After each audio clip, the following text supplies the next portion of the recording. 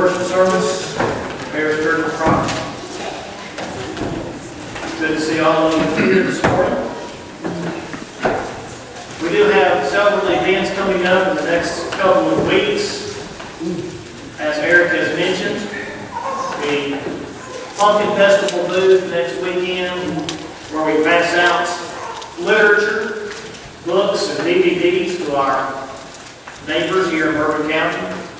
Sunday is Family Day, so we invite family or friends to be with us that day and plan to stay with us for a meal afterwards. And then, of course, the seminar the following weekend, Evolution is Unscientific. Jeff Miller, the speaker, is the son of Dave Miller, who spoke last year on the taking of God out of our American heritage. Friday and Saturday night sessions will be at the Bourbon County Middle School auditorium, and then Sunday's lessons, of course, will be here. There are also flyers for that on the table in the foyer. Please take a handful of them. We've got several hundred. Mail them to your neighbors and family. We'll pass them out. We'll see if we can have a good crowd there who will be encouraged in their faith in God. But then we also have a church retreat that will be the second weekend of November. Anybody and everybody is welcome to attend. We've got some rooms reserved. It's at the Blue Licks Resort State Park. We have some rooms reserved. And I will need to send in the rooming list for that by October the 8th. They would like to have a rooming list a month before we have the retreat. So if you'd like to go, put your name on the list so that by October the 8th I can send that list in. We always enjoy our time together, laughing and encouraging one another and having discussions about our service to God. Did you know or have you heard, I'm assuming you have, that Taxmaggedon is coming January 1st? Have you heard about it? Taxmaggedon. The tax cuts that were put into place in 2001 and 2003 are set to expire by the end of this year, by the end of January, end of December rather. The child tax credit is going down. The estate tax is going up. Corporate taxes are going up. The new health care law, 5 out of the 18 taxes associated with that law are going into effect. Our economy is going to be hit with $500 billion in tax hikes come January 1st. And that's why it's called Taxmaggedon. And it doesn't look like there's going to be hardly anybody who's going to escape. Families will see an average tax increase of $4,100 a year. If you fall into the category of baby boomers, the tax increases are going to go up about $4,200. If you fit in the category of the low-income taxpayers, you'll see about $100 a month tax increase. And the millennials will see an average tax hike of over $1,000, and even if you're retired. The Heritage Foundation estimates that you will pay close to $1,000 in new taxes come January 1st. Not too many of us like to pay more taxes, especially when we see taxes being placed. This morning I want us to study the effects of a tax hike on God's people, and specifically how it fell into God's plans for His people. So I want us to study King Rehoboam, whose story is told in 2 Chronicles chapters 10, 11, and 12. After you use the Bible in the pew, it's on page 366. 366, 367. Taxes. Where do they fit in with God's role for the nation of Israel under King Rehoboam? Mankind as a whole tends to move away from God. Generation after generation after generation, man tends to move away from God. Adam and Eve started it. People during the days of Noah continued it. And they kept it going during the days of King David, King Solomon, King Rehoboam. In order to understand what's going on here with King Rehoboam, 2 Chronicles chapters 10, 11, and 12, let us take a step back and talk about King Solomon and what he left behind when he passed away. The days of King Solomon are called the Golden Age of Israel. It was a time of peace throughout the nation. Many of our books in the Bible, in the Old Testament, were written during this period of time. You know, in the United States, after America was established, we really did not have our own American literature until close to the Civil War, and really after the Civil War. During the Revolutionary period, when you're fighting, when you're having to build your own house with your own hands, or when you're having to fight for your freedom and things like that, you don't have time to write poetry and novels and things like that. But when things are calmed down, you have time to let your mind wander, you have time to put your thoughts into writing, and write poetry and things like that. Well, that's what we see during the days of King Solomon. King Solomon reigned over a period of Israel's history for 40 years in which things were very calm and very peaceful. Well, there are several reasons why Solomon was able to contribute that to his people. One was because his father, King David, was a defense hawk. David fought so that Solomon did not have to. David carried on wars with those nations around him, and because of that, he was able to subjugate them and bring peace to his own people. You may remember that God did not want David to build a temple in Jerusalem because David's hand had shed blood. And God says, I'll let your son Solomon build a temple. Another reason why King Solomon was reigned over a period of peace and prosperity during his time was what we might call in American history, we might call it dollar diplomacy.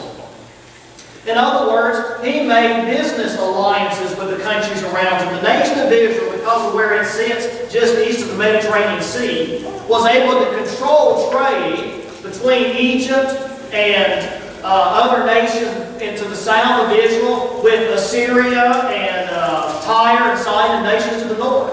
And because Israel was able to control that trade, then Solomon was able to build his empire economically.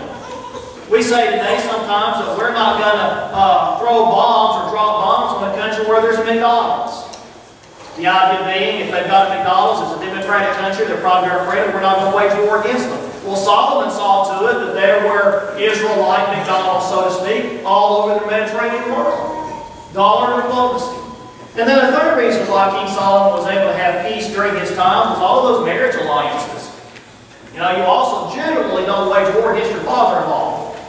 And so he had 700 wives and 300 mistresses. And because of it, and all of those were pretty much political alliances.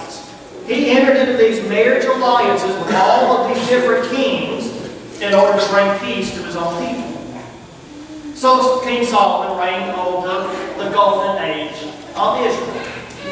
Well, Solomon allowed, the problem with all of Solomon's dealings is that he allowed his wives to turn his heart away from God. He allowed his wives, of course, were not believers in the one true God. They worshipped idols, they worshipped false gods, and Solomon allowed them to influence him to also start worshiping those false gods. And because of that, God raised up several people to be thorns in his side, to punish him for him turning his heart away from God. And one of those was his own Secretary of Labor, who was named Jeroboam.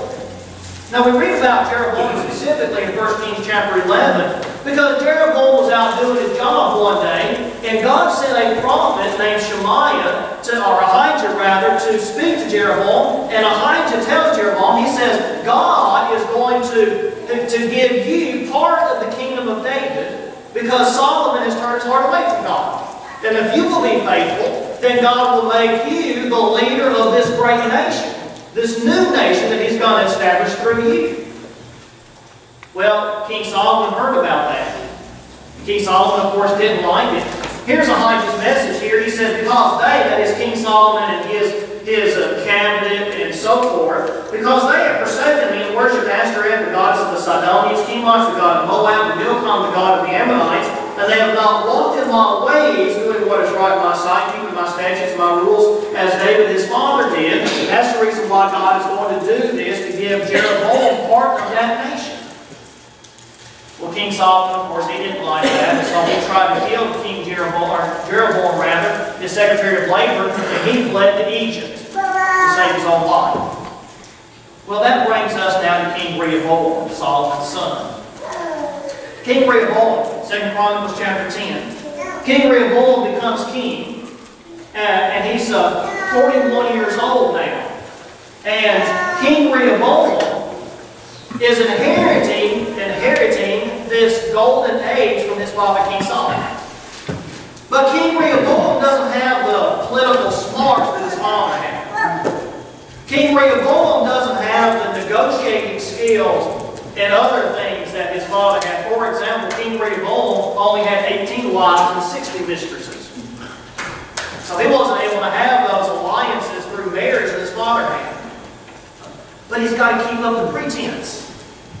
How can you inherit what King Solomon had and not want to build on it, or at least keep it the same? And so King Rehoboam finds himself in a particularly odd position of wanting to keep up appearances that his father had.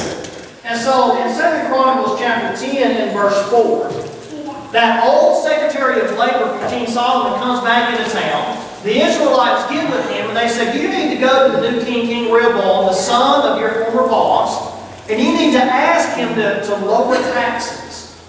We need a tax break. We need a tax cut. Verse 4. Your father made us go hard, lighten the hard service of your father. Well, how does King Rehoboam respond to this? I like what the historian writes in 1 Kings chapter 12 and verse 7. These are the advisors King Rehoboam goes to, who were the cabinet members, you might say, of his dad, King Solomon. And notice what they, the older advisors, say to King Rehoboam. They say, if you will be noticed a servant to this people today, and serve them, and speak good words to them when you answer them, then they will be your servants forever.